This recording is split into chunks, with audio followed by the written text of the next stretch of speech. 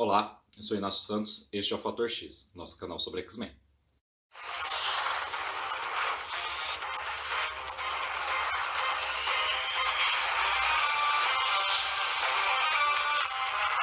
E hoje, dia da playlist X-Men Principais Personagens, com mais um dos pedidos dos inscritos, nesse caso, Remy Lebo, o Gambit. O Gambit é um personagem bem controverso e como todos os X-Men quase, muito material introduzido retroativamente em sua cronologia.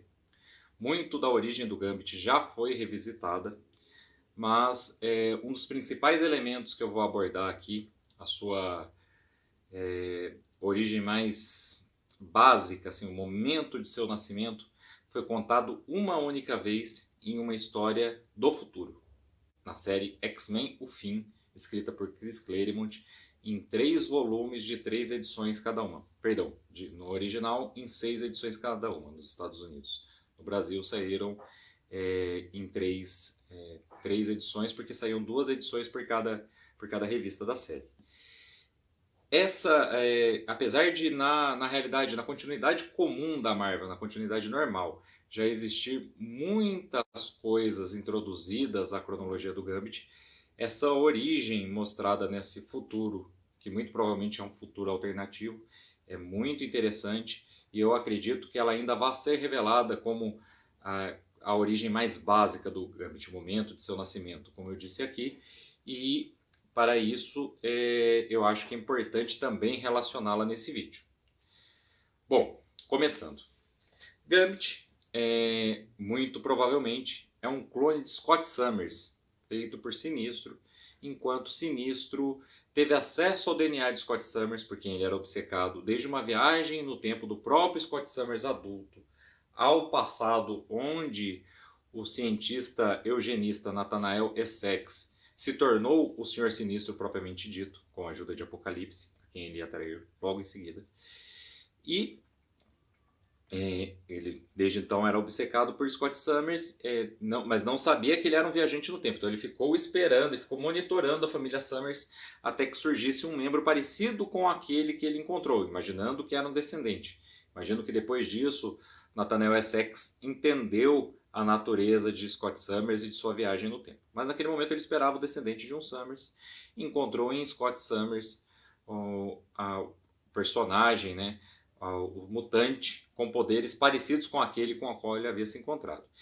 E ele moveu seus pauzinhos, né, para que ele pudesse ser como se fosse um médico, né, ser cientista como ele é, mas como se passar por médico no orfanato em que Scott Summers foi internado. Nós falamos disso no vídeo do Ciclope, no vídeo X-Men Principais Personagens Ciclope. E nesse período ele teve acesso ao DNA de Scott Summers. E ele perdeu a guarda do menino para Xavier. Né? O Xavier conseguiu que Scott fosse tirado do orfanato e fosse levado para o instituto. Então nós não sabemos se Sinistro, inclusive originalmente não planejava usar o próprio Scott. Mas com as amostras que conseguiu nesse período, ele criou um clone. Isso, como eu disse, foi revelado nessa história X-Men Um Fim, que provavelmente se trata de um futuro alternativo dos X-Men. Então, é uma origem não confirmada do nosso personagem. Mas, os dois têm poderes semelhantes, né? E muito provavelmente em algum momento alguém revisite a origem dele e mostre que Chris Claremont, que é o criador do Gambit, inclusive, estava mostrando uma origem que também vale para a realidade principal Marvel, a Terra 616. Esse clone, então, foi produzido na forma de um bebê, como todos os clones que o Sinistro cria, e foi colocado numa máquina, num acelerador, que ia fazer com que essa criança atingisse a idade que o Sinistro visava, provavelmente o auge, né, a maturidade, logo depois da adolescência, o auge de seus poderes e de seu desenvolvimento físico, para que ele fosse o próximo hospedeiro de Sinistro. Por quê? Porque Sinistro, quando recebeu de Apocalipse o vírus celestial, que me parece tecno-orgânico, tanto que deu aquela aparência metálica ao Sinistro, que o tornaria imortal, isso na verdade não aconteceu. O Sinistro percebeu que ele passou a envelhecer muito lentamente. E como foi mostrado que o próprio Apocalipse faz em A Saga dos 12, imagino que o Sinistro tem a mesma deficiência que ele, então por conta disso os dois têm o mesmo método. O Apocalipse só leva mais tempo para fazer isso, mas o Sinistro troca de corpo. Ele vive durante muito tempo, mas ele salva, faz um backup de sua consciência, um backup psíquico. Aparentemente, o Senhor Sinistro tem um grau moderado de telepatia, e ele transfere isso para um novo clone produzido com base em seu DNA, sempre tendo como base o seu DNA original, mas combinado ao de mutantes e ao de outros seres com poderes, nós já vimos em outras versões do Sinistro. E o Gambit seria o próximo clone que ele utilizaria. Porém, o Laboratório do Sinistro foi saqueado pela Liga dos Ladrões. E o líder da Liga dos Ladrões, que nós conhecemos como o pai de Gambit, viu aquele bebê em um tubo e acreditou que o bebê era fruto. Fruto não, né? Fruto ele era. Que o bebê era alvo das experiências assim, não que ele havia sido criado lá, ele não entendeu. Não que isso mudasse alguma coisa, ele teve o forte sentimento de salvar aquela criança, então ele quebra o tubo e entre todas as coisas que a Liga dos Ladrões saqueou naquele dia, o próximo corpo de Sinistro também foi roubado. A criança cresceu nas ruas, educada pelo líder da Liga dos Ladrões e se tornou, recebeu seu nome, recebeu seu sobrenome e se tornou Remy Etienne Lebeau, o Gambit. Essa origem tem vários motivos para torná-la crível, para você olhar e falar assim, não, deve ser ela mesmo. Um deles é que realmente os poderes de Gambit são muito parecidos com o de Ciclope. E uma outra coisa que nós ficamos sabendo durante a saga Inferno, quando inclusive Sinistro é meio que dado como morto. Sinistro, como Apocalipse, depois nós vamos ver isso também em um outro arco do X-Factor, teme as rajadas ópticas de Ciclope. E talvez seja por isso que ele objetivou ter o corpo de Ciclope, pelo menos parte do DNA do Ciclope, em um de seus corpos. Porque ele sabe que aquilo fere aquela mesma transformação, aquele mesmo metal que veio da mesma armadura celestial que o Apocalipse, que é seu principal adversário. Porque ele teme quando o Apocalipse desperte, o momento de despertar de Apocalipse, que Apocalipse volte para se vingar de sua traição, né? Que foi mostrada em As Novas Aventuras de Ciclope e Fênix. Então o que acontece? Ele deixa bem claro que ele é muito vulnerável às rajadas ópticas de Scott Summers. E o próprio Apocalipse, né, que tem sua armadura feita do metal celestial, que eu acredito é o mesmo metal com o qual ele meio que infectou o Sinistro, também é vulnerável às rajadas de Scott Summers. Então ter um corpo que era capaz de emitir o mesmo tipo de energia protegeria Sinistro de seu algoz, porque Apocalipse vai querer vingança pela traição de Sinistro. O corpo de Gambit seria perfeito para isso. Como eu disse, os poderes têm semelhança. Mas Sinistro, provavelmente ao mexer no DNA, produziu uma mutação um tanto quanto diferente. Então Gambit, ao contrário de Ciclope, que não tem controle sobre o seu poder, tem controle sobre o seu poder. Ele carrega os objetos que ele desejar com aquela energia, ao invés de arremessar constantemente pelos olhos, sem ter controle, sem ter como impedir que isso aconteça. Porém, os poderes de Gambit começaram a se desestabilizar. Provavelmente, e isso faz parte da cronologia já oficial da Marvel, provavelmente devido à sua herança do DNA de Scott. E ele não conseguia mais controlar. Ele carregava de energia cinética objetos que ele não desejava, não conseguia tocar as coisas. Talvez isso, inclusive, tenha peso em sua paixão por Vampira, depois em amar essa mulher, porque talvez ele tenha certa empatia pela situação de Vampira. Mas isso mais adiante. Então Gambit, vivendo nas ruas, membro da Liga dos Ladrões, tem as suas relações dentro da Liga dos Ladrões, e a Liga dos Ladrões em Nova Orleans tem relações com a Liga dos Assassinos, eles são adversários, ora são aliados. Gambit é criado como se fosse, para todos os efeitos, é o filho do líder, então herdeiro da liderança da Liga dos Ladrões, então ele tem que se inteirar dessas relações, né? E o Gambit começa a notar que está perdendo o controle dos seus poderes.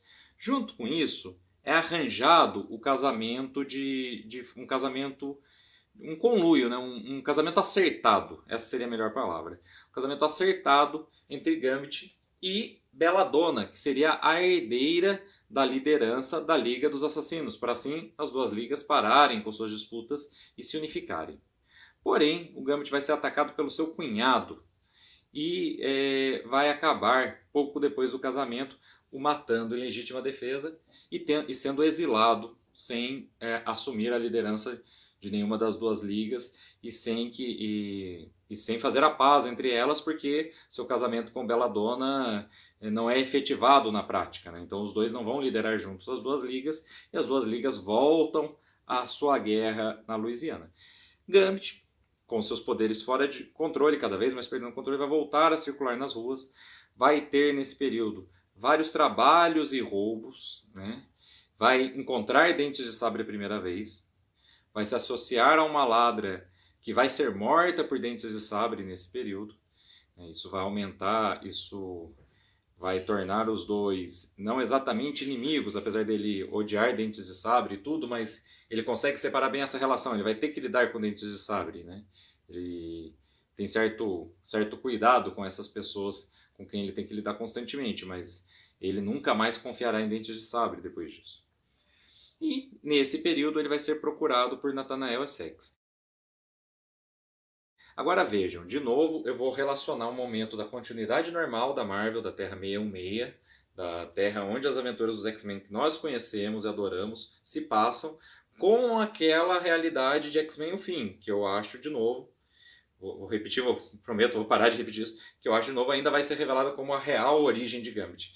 Porque olha que conveniente, Sinistro vem até o Gambit nesse momento de dificuldade, em que seus poderes estão fora de controle, em que ele não consegue mais tocar nas coisas com segurança, e vai oferecer limitar seus poderes, deixar seus poderes sob controle, em troca de um pequeno favor, reunir um grupo de mercenários, guiá-los através de uns túneis dos esgotos de Westchester para que façam um trabalho. Ele não explica muito bem a Gambit o que deve fazer, mas Gambit está acostumado a trabalhos no submundo, está acostumado a ver ladrões e assassinos lidando uns com os outros e tem a impressão de que no submundo não há inocentes, né? Ou quando um camarada junta um grupo de mercenários, normalmente é para tomar a parte do crime organizado do seu vizinho. Então não há inocentes naquela guerra. Ele não tem muito remorso de reunir um grupo de mercenários. Então ele faz isso.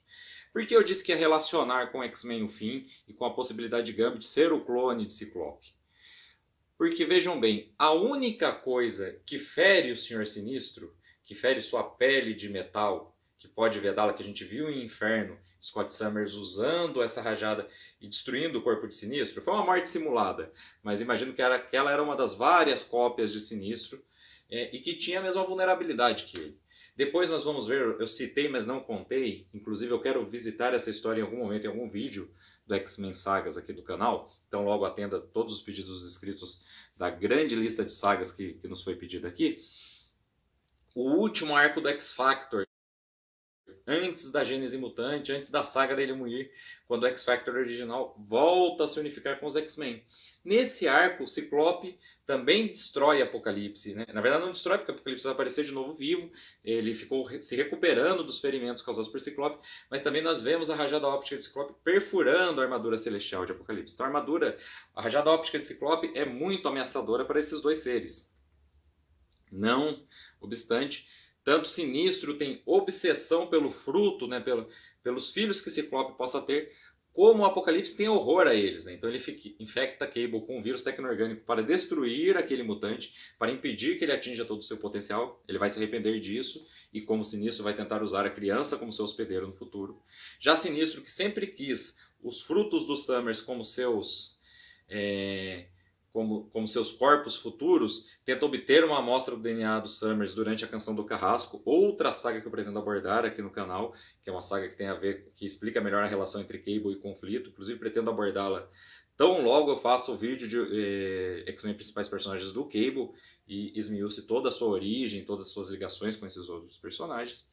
Mas, como eu disse, esses dois seres têm grande interesse nesse personagem específico, Scott Summers e sua descendência. E olha só, que conveniente, o Sinistro usa o Gambit, usa o Remy LeBeau para reunir os carrascos e iniciar seu massacre de mutantes. Mas o que ele oferece em troca, se Gambit for mesmo um clone de Ciclope, é aquilo que vai protegê-lo contra Gambit, porque ele reduz os poderes de Gambit que estão fora de controle. Se os poderes do Gambit são uma variação dos poderes do Ciclope que podem matar Sinistro, e que podem inclusive matar Apocalipse, mas agora Gambit não tem mais como ser hospedeiro da consciência de Sinistro, porque é um homem adulto, com consciência, com força de vontade, com a mente formada com personalidade, melhor não deixar sua arma solta por aí, porque ela pode ser usada contra ele, como o próprio Scott Summers vai fazer depois em Inferno. Né? Então, é mais um momento em que essa possível origem dele se torna mais plausível, porque é Sinistro que vem e faz um ajuste nos poderes de Gambit em troca dele reunir os carrascos. Bom, os carrascos então vão se dirigir aos esgotos com a ajuda de Gambit, mas lá, quando o Gambit se toca do que eles vieram fazer, eles vieram matar pessoas inocentes, eles vieram matar párias, pessoas que já vivem à margem da sociedade, que vivem numa situação muito difícil, são inocentes, que não fizeram mal a ninguém, né? O pouco mal que os Murlocs fazem, eu falei disso aqui no vídeo dos Murlocs, que foi o último vídeo exatamente dessa playlist X-Men Principais Personagens. O único mal que eles fazem é por confusão, é por uma rebeldia, uma insatisfação com a superfície, e às vezes por má liderança, principalmente no caso de Callisto, né, quando Callisto foi líder. E Gambit vai se solidarizar com eles e se voltar contra os carrascos. Vai ser gravemente ferido por Dentes de Sabre, mas mesmo assim vai conseguir salvar uma criança, que depois, no futuro, será Medula, Sarah, um dos Murlocs, que depois inclusive vai ser membro dos X-Men. Gambit, então, vai voltar a agir como ladrão nas ruas e vai guardar dentro de si essa culpa, esse remorso por ter reunido aquele grupo que massacrou os Murlocs.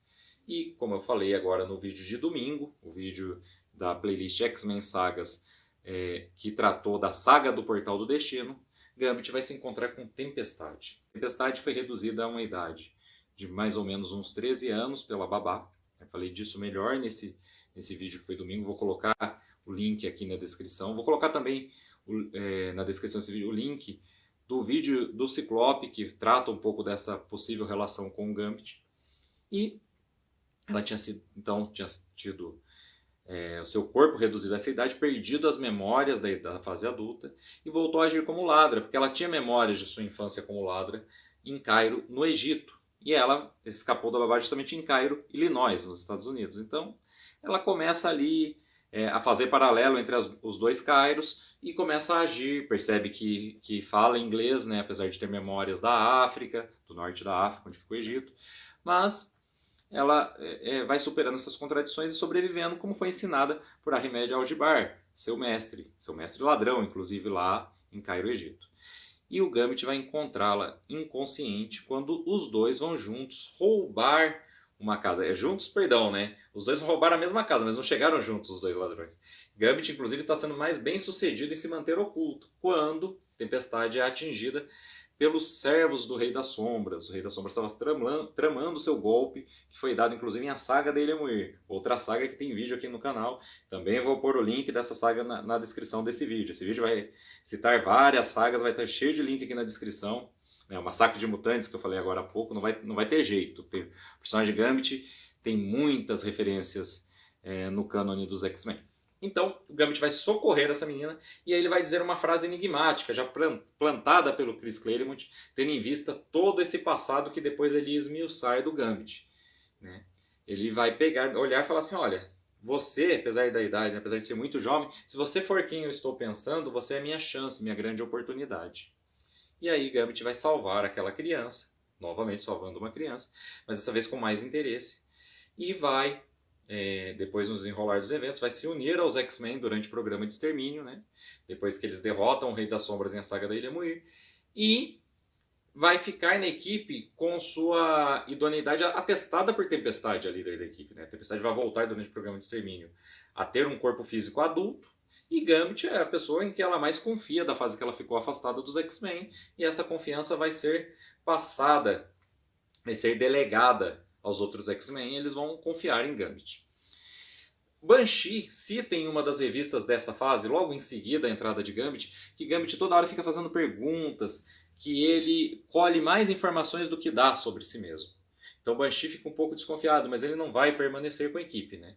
Banshee já nos primeiros eventos do novo volume da revista X-Men, X-Men volume 2 de 1990, vai ter sua garganta machucada novamente, durante uma luta contra os acólitos, vai ficar inclusive incapaz de falar e vai ficar só observando durante o tempo e vai se afastar da equipe para voltar só no arco Aliança Falange quando vai fundar a Geração X. Então nesse intervalo ele não vai levar a cabo suas suspeitas.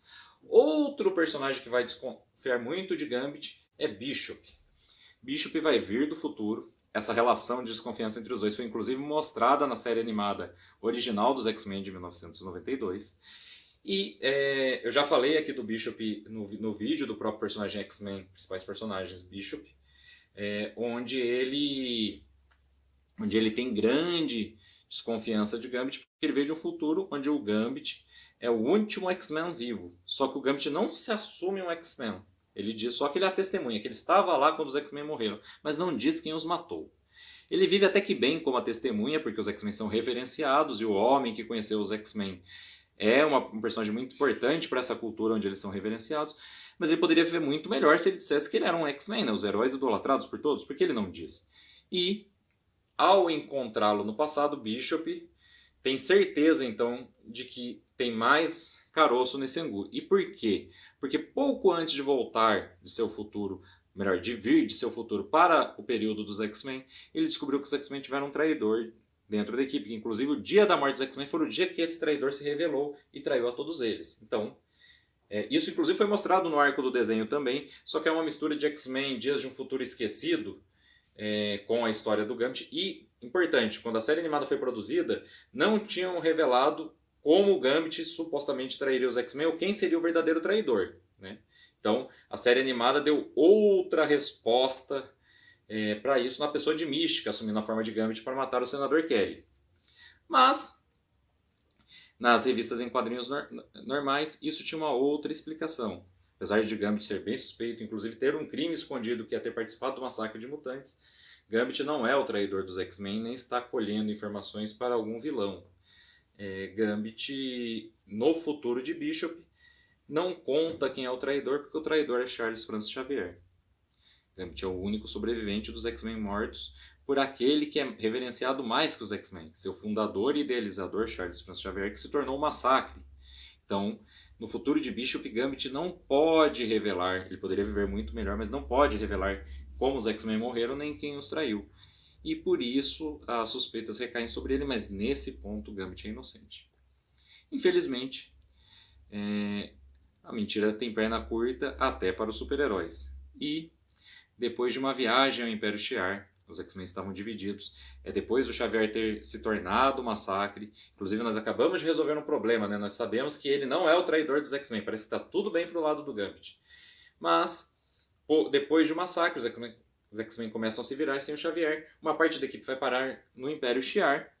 E ao retornar do Império Shi'ar, eles estão com uma versão de Magneto, Joseph, um clone de Magneto, mas que eles acreditavam que era o verdadeiro Magneto. Inclusive o Wolverine tinha um ranço com ele só por ele, mesmo sem memória, sem nada, sem falar, não, esse é o Magneto, cara, que arrancou o esqueleto de adamante do Wolverine e causou grande dor a ele. Ele falou, não confio nesse cara.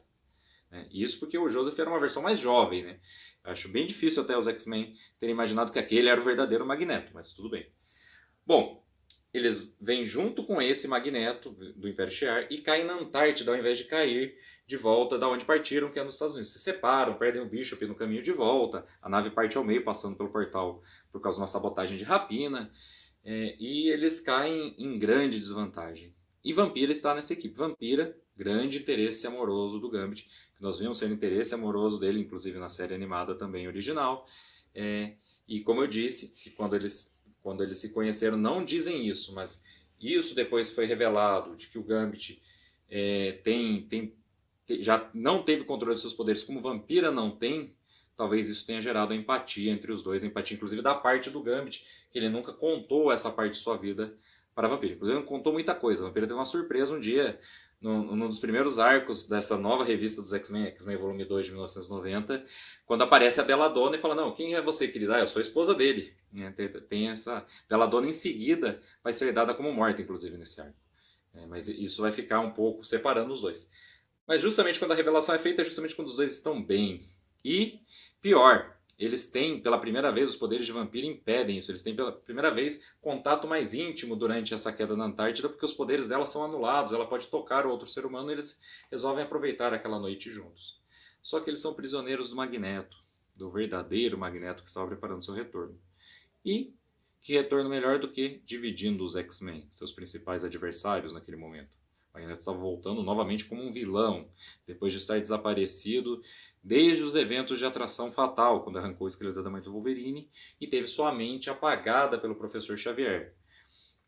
Os X-Men nunca iam imaginar que aquele que os havia capturado quando caiu na Antártida era Magneto, porque acreditavam que Joseph era Magneto.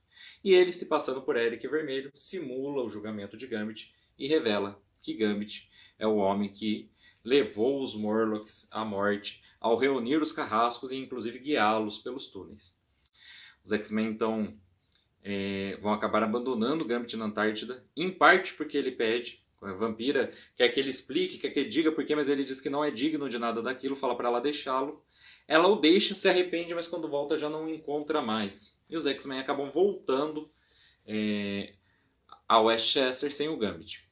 O Gambit vai ficar preso no gelo, com a morte há poucos dias, né? Tanto por causa das baixíssimas temperaturas, como também por não haver alimento ou água. Mas ele vai ser salvo de maneira misteriosa. Vai demorar um tempo para a gente saber o que aconteceu ao Gambit, mas ele vai ser salvo por uma entidade, uma espécie de fantasma mutante feminina. Ela vai se fundir, vai manter uma relação simbiótica com ele. É uma mutante com essa habilidade que não está mais viva. Ou pelo menos não tem mais corpo físico. E isso também só vai ser revelado depois, mas Gambit vai sobreviver, vai sair da Antártida e vai depois se reencontrar com os X-Men, quando os X-Men vão ter sua ajuda solicitada por Black Tom Cassidy, inimigo da equipe, parceiro de crime do irmão adotivo de Xavier, de Ken Marco Fanático, e que está desesperado para salvar o amigo, como este já esteve desesperado para salvá-lo. E os X-Men vão socorrer Black Tom Cassidy e Ken Marco. Falei disso também aqui no vídeo X-Men Principais Personagens Fanático, também um vídeo recente do canal Fator X. Só que antes de recorrer aos X-Men, Black Tom Cassidy também recorreu a um ladrão, porque o Gambit ficou avulso após sobreviver aos eventos da Antártida, ao seu próprio julgamento e a ser abandonado para morrer. E durante essa aventura, a busca atrás de um artefato que poderia salvar Ken Marco, porque ele foi atrás de uma pedra para receber mais poder de Sitorak, e era uma armadilha, roubaram o poder dele, ele está definhando, então eles foram roubar essa pedra que estava imbuída de todo o poder de Sitorak. Gambit volta a se aproximar dos X-Men, e algumas edições depois vai estar completamente integrado à equipe. É claro, Gambit é um personagem extremamente inconstante, e ele ainda vai passar por mudanças importantes no seu cânone. Ele e Vampira vão ficar rompidos durante muito tempo. É uma fase também em que Sarah, a Morlock que ele salvou e que se tornou Medula, líder da nação Gene e depois membro dos X-Men, como ela está na equipe e já é conhecido quem Gambit é, né, que Gambit é o homem que preparou o ataque dos carrascos, Gambit se sente muito responsável pela menina, então ele se aproxima muito dela. E apesar de ser claro que foi ele que traiu os carrascos, ele também é o homem que fez com que ela sobrevivesse. Então eles vão ter uma relação um pouco estranha. Em alguns futuros alternativos dos X-Men, primeiro assim, do lado do Gambit parece uma relação paternalista. Parece que ele está cuidando daquela menina mais. Mas em alguns futuros alternativos dos X-Men que nós podemos ver durante a saga dos 12, os dois se casaram, inclusive. Mas, apesar disso, aos poucos Gambit vai retomando. Ele não vira um relacionamento, apesar do que a gente viu nos futuros alternativos, Gambit não fica com Medula e vai retomando seu relacionamento com Vampira. Exatamente esse relacionamento vai produzir uma das grandes ironias depois de tudo isso, porque Gambit vai trair os X-Men como Bishop previu. O problema é que na história que ele faz isso, ele não é o único traidor. Bishop é um dos traidores dos X-Men nessa história. Estou falando de Complexo de Messias. Nos eventos que antecederam essa saga Complexo de Messias, nós vemos Vampira absorvendo um Undrai, uma entidade Shi'ar, que tinha se alimentado, chamava Hecatombe essa entidade, e que tinha se alimentado e carregava dentro de si consciência de milhares de seres que ela já havia absorvido. E Vampira vai absorver essa consciência para derrotar Hecatombe, mas vai ficar em coma, porque são muitos pensamentos para que ela possa concatenar com um corpo humano, um cérebro humano. Ela vai entrar em coma total. E os X-Men vão vê-la definhar, e Gambit vai vê-la definhar. Entre os antecedentes de Complexo de Messias, tem os antecedentes do próprio Gambit, porque houve a Dinastia M.